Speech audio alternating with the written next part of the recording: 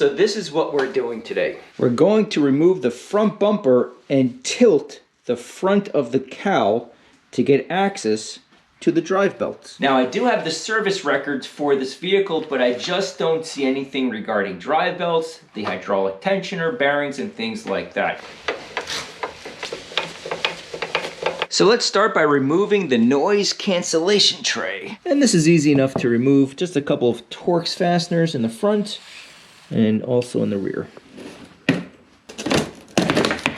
then you simply just look on the bottom, you'll find some fasteners holding on the bumper. We just need to remove these. And then from the fender well, you'll find a couple of fasteners. We have one right here, which we can see. This bumper has been removed before. Another one right here on both sides. And this is pretty normal for most cars or vehicles. You gotta essentially peel this back because you'll find a bolt or a fastener holding on the front bumper. So I'll be using a 3/8 ratchet, an extension, and this is a wobbly extension, so we have some flexibility here.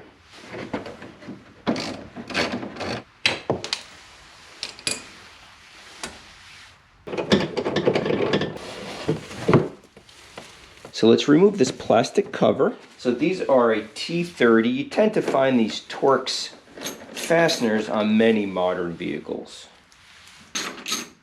Now this vehicle, which is a 2011, has been dealer serviced since brand new. And I know from the history that the bumper has been taken off before, and I'm finding different size adapters or fasteners throughout the entire process here. So it just goes to show finding competent work is really, really difficult to find.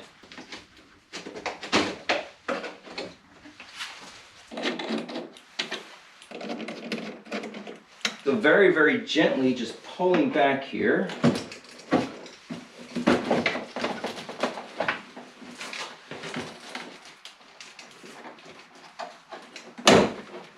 Okay, let's get the other side.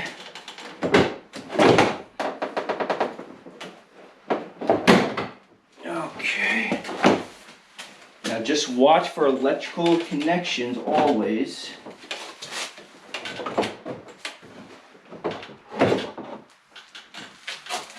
Okay, we just have to fog that over here. If you plan on doing this, get a buddy because it's a little tricky. A little tricky. You know what? Just remove the bulb. It's a lot easier. Okay. So what I did there very quickly, just rotate the bulb instead of disconnecting the harness connector. I just had one electrical connector going to the sensor of when you open and close the hood. Disconnected the entire assembly, and we're almost there. Now I want to remove this cowl assembly, but it's held on by two very rusted Phillips fasteners. Now I do not want these to strip. I've shown this in the past. I'll include a link for it in the description box below. This is fantastic because essentially inside this solution you have very, very small metal particles.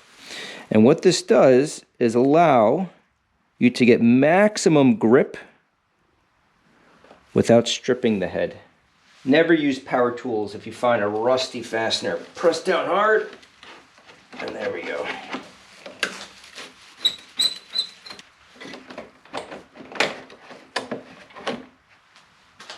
Let's remove the harness connectors for the headlights. Now because we're tilting this area forward, it can place too much stress on this coolant line. So, little pick. Okay, bring this up, and this comes right out.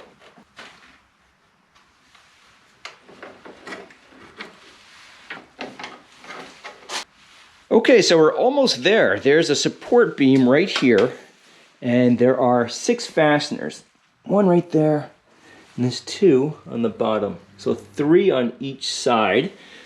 And then we should be able to just tilt this a little bit forward. Now, one of the best tools you can have is a breaker bar. In this case, it's a 16mm socket. We can firmly get the socket on the fastener and very slowly break them loose.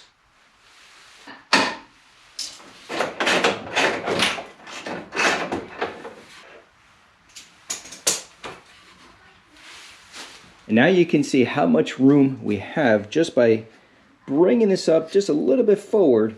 It makes a very, very big difference. And there you have it. Not really a difficult job. If it's your first time attempting something like this, give yourself a good 2 hours just to make sure you get all of the fasteners and the electrical components. And yes, I did disconnect the battery before beginning this. With all the electronics and airbags, you don't want to mess around with anything going wrong. So next episode, we can replace the drive belts, tensioner, bearing, put everything back together, and we'll be up and running. As always, thank you so much for watching, and we'll see you next time.